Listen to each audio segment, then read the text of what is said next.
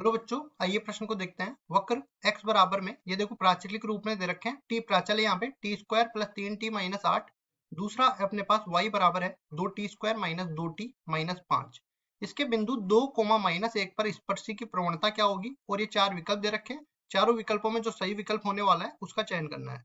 प्रश्न को हल करने से पहले इसकी मुख्य अवधारणा के बारे में चर्चा कर लेते हैं। मुख्य अवधारणा, अब देखो सबसे पहले तो किसी भी वक्र पर हम लोग प्रवणता निकालते कैसे हैं स्पर्श रेखा की।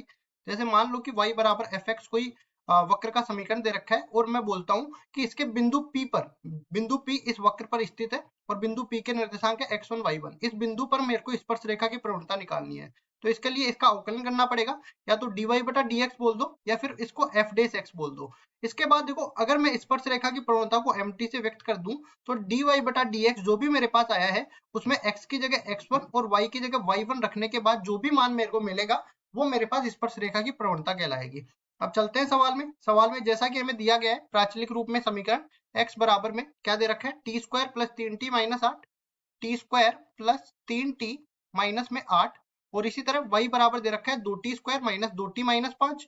तो y का भी लिख देते हैं 2t स्क्वायर माइनस में 2t माइनस 5।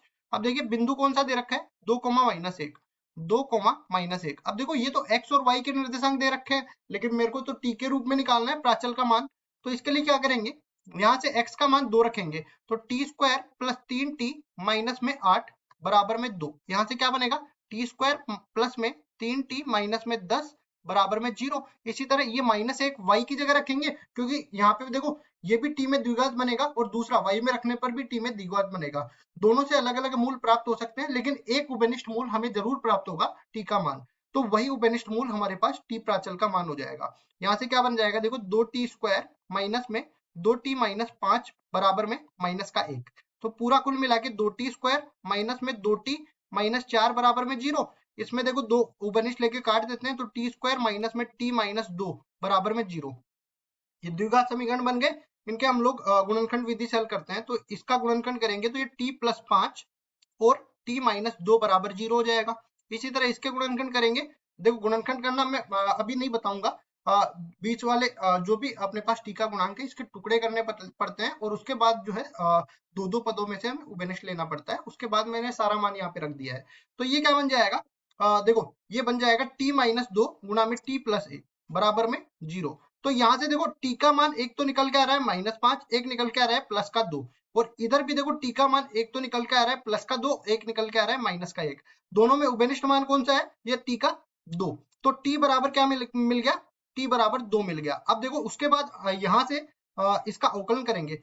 तो जब भी हम लोग प्राचलिक रूप में दे रखे होते हैं तो dy बटा dx निकालने के लिए करते क्या है, देखो दोनों t के फलन है, तो पहले तो क्या करेंगे, y को भी t के सापेक्ष अवकलन कर देंगे और इसमें भाग दे देंगे x का t के सापेक्ष अवकलन करने का। तो यहाँ पे देखो y का t के सापेक्ष अवकलन करेंगे तो ये बन जाएगा 4t माइनस में 2 के बराबर, और इसी तरह x में भी t के सापेक्ष करेंगे तो ये बन जाएगा 2t प्लस 3 के बराबर। अब देखो स्पर्श रेखा की प्रवणता बराबर mt हो जाएगी, और dy बटा dx में यहाँ पे क्या करेंगे, सारे पर t के रूप में है तो t बराबर 2 रखेंगे और स्पर्श रेखा की प्रवणता निकाल लेंगे। तो 4 गुणा में 2 माइनस 2, और नीचे क्या बन जाएगा, 2 गुणा में 2 प्लस 3। तो इधर देखो 4 दूनी 8, 8 माइनस 2 6 के बराबर, और नीचे भी देख लेते हैं 2 दूनी 4, 4 और 3 7 के बराबर। कुल मिला के स्पर्श रेखा की जो प्रवणता है वो 6 बटा 7 के बराबर मिल जाएगी। अब देख लेते हैं कौन से विकल्प में दे रखा है 6 बटा 7, बी विकल्प में। तो बी विकल्प बिल्कुल सही उत्तर हो जाएगा। आशा करता हूँ ये सवाल आपको समझ में आया होगा। धन्यवाद।